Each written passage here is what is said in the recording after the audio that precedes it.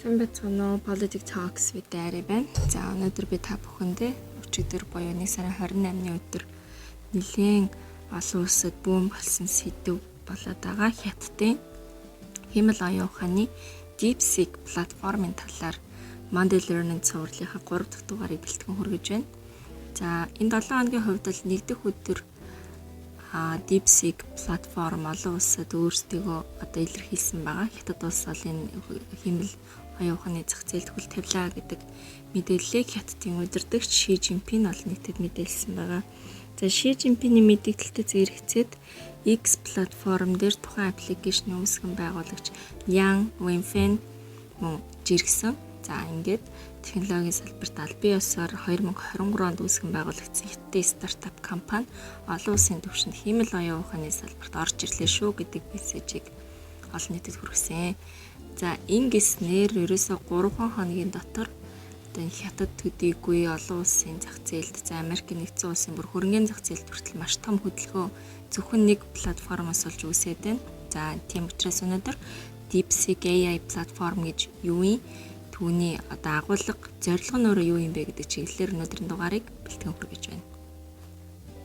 За DeepSeek нь одоо та бидний сайн мэддэг ChatGPT буюу OpenAI компани хөгжүүлсэн өгөгдөл суурилсан дата анализийн хэмэл оюун ухааны програмтай яг ижилхэн зарчмаар ажилладаг гол нь Хятад улсад хөгжүүлсэн ийм платформ байгаад байгаамаа. За хамгийн анх нь Hedge сан гэж байдаг. За тэр тухайн Hedge сангийн менежер, хөрөнгө оруулалтын сангийн менежерээр ажилладаг байсан Ян Вэнфэн гэдэг залуу 2023 онд анх энэ төслийг одоо бодож олоод өөрийн стартап компани эхлүүлсэн байт юм байна. За 2023 онд Ян Вэнфэн квант арилжааны Hedge сангийн High Flyer гэдэг хэмэл оюун ухааныг ашиглан зах зээлийн чиг хандлагыг өөрчлөн таамаглаж хөрөнгө оруулалтын шийдвэр гаргахад тусалдаг ажил хийдэг байжгаад тэр 2021 онд анх энэ хэмэл оюун ухааны төслийн хүрээнд Nvidia чипийг худалдаа авч ирсэн байгаа юм. За ингээд тэр Nvidia-гийн чипнүүдийг худалдаж авсараагаад 2023 онд DeepSeek-ийг эхлүүлсэн. За Америкийн нэгдсэн улсын хэмэл оюун ухааны монополийн томоохон одоо сорилт учруулад өнөөдөр ингэж ихэнх бүүн болоод байгаа энэ одоо зүйлийг эхлүүлэх санаа одоо Ян Вэнфэн буюу үүсгэн байгуулагчид 2021 оноос төржээ. За ингээд DeepSeek-ийг тэрээр эхлүүлэхдээ анх яг үүсгэн байгуулагчтай Хятадын Ханчжоу дахь хэмэл оюун ухааны лабораторид эхлүүлсэн байт юм байна. За дэлхийд даяар энэ 7 хоногт шуугиан тариад байгаа DeepSeek-ийн R1 загварыг анх 2023 онд Ян Вэнфэн өөрөө танилцуулсан байт юм байна. За ингээд 40 настайдаа тэрээр яг энэ AI платформыг Nvidia чипийн тусламжтайгаар дээрэс нь Hedge сангаас одоо хуримтлуулсан туршлагатайгаа хамтаар Хятад даяараа шуугиан болгосноор тэрээр Хятадын үндэсний баатар болсон байт юм байна. За ингээд энэ 7 хоногийн хувьд зарлахаас өмнө түүний өмнөх 7 хоног буюу өнгөрсөн 7 хоногт бүгд найрамдах Хятад ард улсын ерөнхий сайд Ли Цянгаар удирдуулсан Бээжинд болсон симпозиумд одоо энэ Ян Вэнфэнийг өрсөн байгаа юм. За энэхүү арга хэмжээнд одоо мэрэгжилтнүүд, бизнес эрхлэгчид, янз бүрийн салбарын төлөөлөгчдөөс одоо удахгүй гаргацсан газрын тайлан зориулсан одоо мэдээлэл ойлголтыг цуглуулах, за ойлголт одоо ярих зүйлсээ нэгтгэх зорилготой юм хурал болсон байна.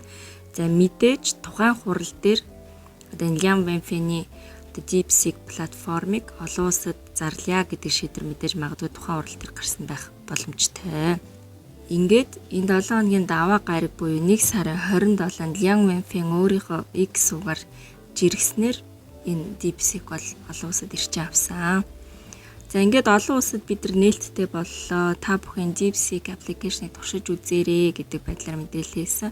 За түүний араас Хятадын хэвлэл мэдээллийн хэрэгслүүдээр Хятад улс AI буюу хэмэл оюун ухааны зах зээл рүү хүч төрөн орлоо гэдэг мэдээллийг удаадараа цацснаар энэ бол олон нийтийн анхааралд орж ирсэн. За тэгээд яг энэ мэдээлэл болон Ян Вэнфэний жиргээтэй холбоотойгоор даваа гарагт одоо Америкийн нэгдсэн улсын хэмэл оюун ухааны хэрэглэгчид буюу одоо тэр ChatGPT-г нэгэнд хэрэглээ сурцсан датсан хэрэглэгчид Apple App Store-оос хамгийн их татаж авсан байгаа юм DeepSeek-ийг. За ингээд 1 сарын 27-ны өдөр Америкийн нэгдсэн улсын түүхэнд Apple App Store дээр хамгийн их татагдсан аппликейшнээр DeepSeek тодроод байна. За ингэснээр л олон улсын харилцаа бол судлаачид, за геостратегийн харилцаа судлаачид, сэтгүүлчид, за ингээд мэдээллийн платформ энэ юу болоод байна? DeepSeek гэж хаанаас юу гараад ирвэ гэдэг байдлаар одоо мэдээлэл бэлтгэснээр бүр ингээд захим орчин бүүн болоод байгаа. За ингээд маш олон хэрэглэгчид үүнийг татаж авсан. За зарим хэрэглэгчдийн хувьд бол одоо recommend хийж байгаа хэсэг дээрээ мөн ингээд feedback өгч байгаа хэсэг дээрээ за асуултанд хариулахдаа оновчлон ChatGPT-гээс хамаагүй сайн байна гэсэн комментууд ихээр бичсэн байгаа юм.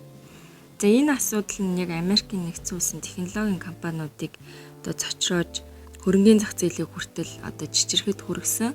За ингээд Америкийн нэгдсэн улсын ерөнхийлөгч Дональд Трамп 1 сарын 28-ны өдөр Capitol Hill-ийн эндэр дээрээс Америкийн нэгдсэн улсын технологи хөгжүүлэгчдэд зориулж за энэ бол та бүхнийг сэрэх өглөөний дуудлагатай адилхан юм болж шүү гэж хэлсэн байгаа.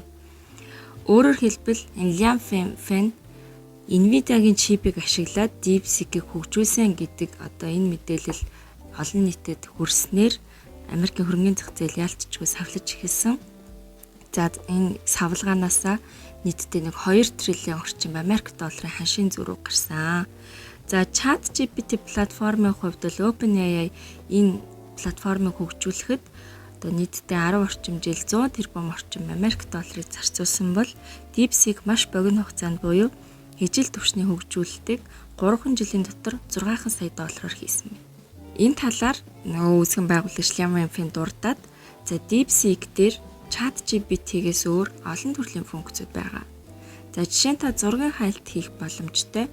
Энэ нь бол одоо ингээд ChatGPT-гээс хамаагүй давуу юмаа гэдэг мэдээлэл нь мөн шуугианд игдэгээд байгаа.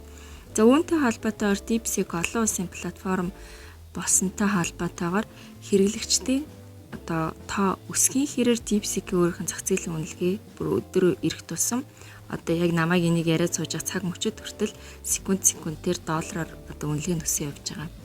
За хятадын технологийн компаниуд яг энэ DeepSeek AI загвар нь хятадын засгийн газрын одоо хараанд өртснөөс хойш одоо хамтран хөгжүүлэх, за хөрөнгө оруулах чиглэлд өнгөрсөн жилээс эхлээд маш эрчимтэй явсан юм байна.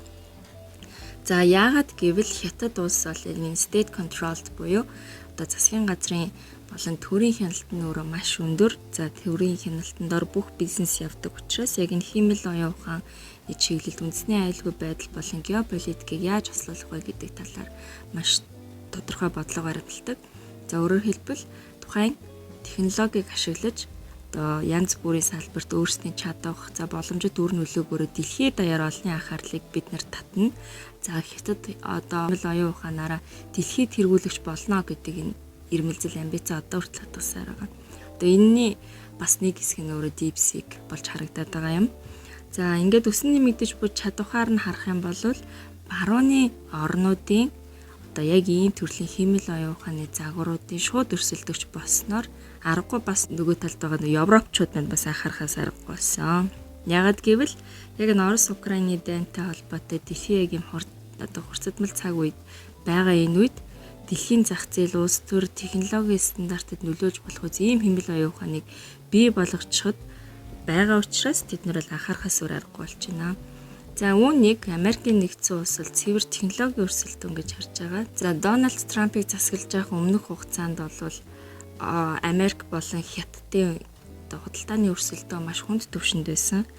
За ингээд дахиад Дональд Трампыг засаглаж байгаа үед Хятад яагаад одоо энэ DeepSeek-ийг хадгалж байгаад те Байдены үед биш Дональд Трампын үед гаргаж ирээ гэдэг дээр олон улсын харилцаа судлаачид бас томоохон акцент өгж байна. За ингээд энэ хятадын одоо AI технологийн хөгжилтэй хөл нийлүүлэлт алхахын тулд хиймэл оюун ухааны хөгжлийг хурцгах шаардлагатай байна гэж Америкийн нэгдсэн улс болон Европын томоохон хэвлэлүүд бичиж байна. За бүр зарим газруудад Европын зарим хотуудад томоохон одоо энэ технологийн хөгжилтэй холбоотой хилэлцүүлэг өрнөд хүртэл хүрээд байна. За улс орнууд ёс зүйн асуудал, үндэсний аюулгүй байдлын асуудал гэх мэт энэ хиймэл оюун ухаантай холбоотой эрсдлийг зохицуулахын зэрэгцээ одоо инновацийг дэмжихэд бол тэнцвэртэй байх шаардлагыг одоо бидний өмнө тулгараад байна гэдэг зүйлийг бол улс төрчид ярьж байгаа. За тэгвэл Энэ геополитикийн хурцдмал байдалд хиймэл оюун ухаан тэгвэл нөлөөлж байгаа юу гэдэг асуулт бидний өмнө гарч ирж байна.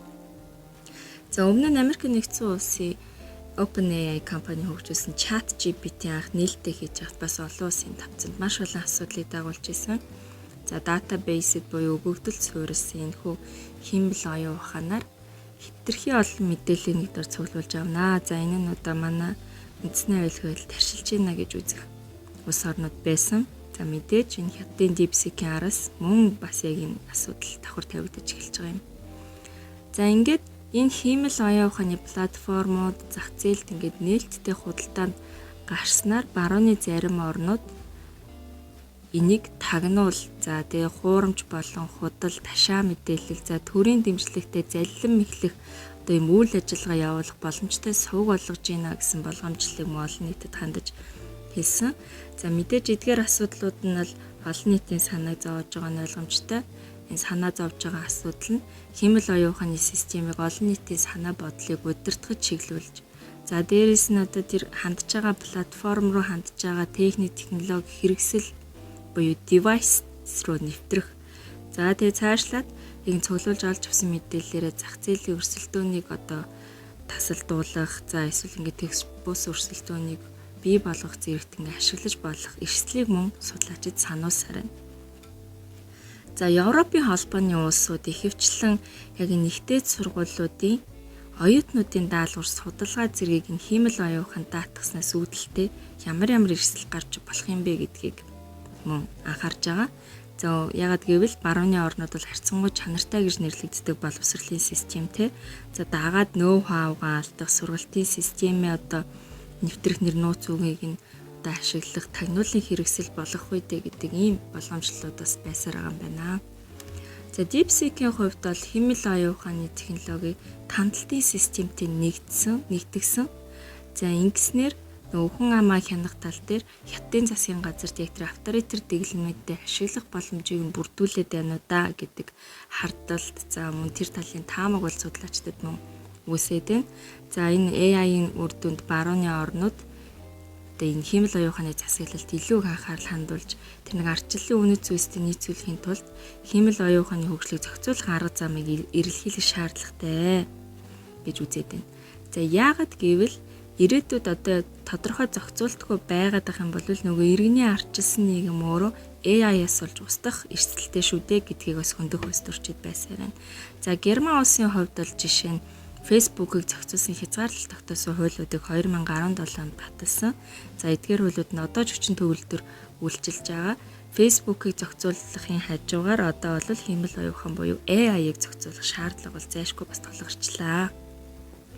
За ингээд олон улсын тавцанд ингэж хандж байхад за Noob болон Европын холбоо зэрэг хамтын байгууллагууд бас яг энэ хиймэл оюун ухаантай холбоотой асуудал дээр орж ирсэн.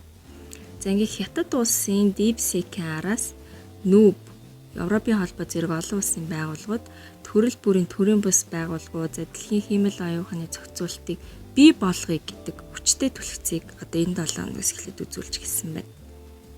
Энэ дээр бас нэг одоо critical асуудлыг харах юм бол өмнө нь Америкийн нэгдсэн улсын хөгжүүлсэн хиймэл оюун ухааны платформ нээлттэй хийхэд олон улсын тавцанд ингэж айхтар өндөр хэмжээнд авч үзээгүй хэрнээ Хятадын яг энэ DeepSeek дээр яаж хөрөнгөний зах зээл, олон улсын харилцаа, олон улсын хамтын ажиллагааны байгууллагууд хөдөлж байгааг бас энэ дээр бид нар харах юм бол улс төрийн маш сонин анализ дүгнэлтүүдийг эндээс хийж болохоор харагдаж байна. За ингээд цаашлаад Noob болон Европын холбоо за тэгээд олон улстай хамтсан төрийн бус байгууллагууд яг энэ хиймэл оюун ухааныг ёс зүйтэй ашиглах тал дээр олон нийтийг хамарсан урьдчилан сэргийлэх юм мэдлэг олгох мэдээлэл за тийм төрлийн одоо сургалт зэргийг одоо хийх хэрэгтэй маа гэж мөн зөвлөж байгаа юм байна. Өөрөөр хэлбэл одоо халдлагт бүхий хандлтаас урьдчилан сэргийлэх за дайн тулаан улс төрийн залиланд буруугаар ашиглахаас зайлсхийхэд гол анхаарлаа хандуулж байна гэж өөрсдөө тайлбарлаж байгаа юм байна. За ингээд Хятад улсын хувьд бол харин Европын холбоо болон Noob одоо илүү ингээ анхаарал хандуулаад байгаа нь өөрөө хиймэл оюун ухааныг бас зохицуулах олон улсын хэм хэмжээ гараад ирэх үедээ гэдэг дээр бас санаа зовж байна гэж мэдгдсэн байгаа юм. За тэгэхээр хоёр талын мэдээллийг аваад үзэх юм бол аль алинд нь болгоомжлол байна, аль алинд нь өөрийн гэсэн зорилго байна. Магадгүй эсрэг талаас нь харах юм бол хятад яагаад зохицуулалттай болох вэ гэдэг дээр санаа зовоод байна уу гэдэг дээр бид нэр мөн ач холбогдолж харах шаардлагатай юм аа.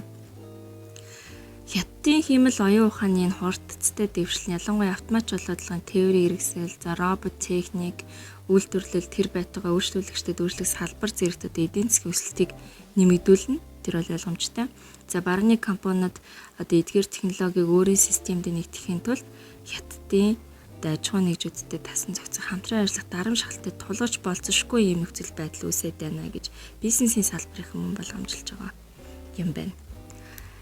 За ингээд барууны болон Америкийн хэвлэлүүд за тухайлбал BBC, CNN, за Al Jazeera, за мөн зарим тэр Guardian зэрэг сэтгүүлүүдэд бичснээр одоо энэ DeepSeek гэх мэт энэ хиймэл оюун ухааны загварууд нь мөн нэгэн эрсдлийг маш томор дагуулж байгаамаа. Тэр нь бол энэ ажлын байрны ирээдүйн дүр зурагт маш том өөрчлөлтийг үзүүлээд байна гэдгийг бас шүүмжилж бичиж байна. Мэдээж яг энэ хиймэл оюун ухаан буюу AI-аар ажилтдаг энэ автоматжуулалт нь тээвэр болон харилцагчийн үйлчилгээ, за сэтгүүл зүй, хууль зүй гэх мэт энэ мэргэжлийн салбарт бол ажлын байрыг ихээхэн хэмжээгээр хална гэдэг айдас бол яг нь хүний нөөцийн салбарыханд байна.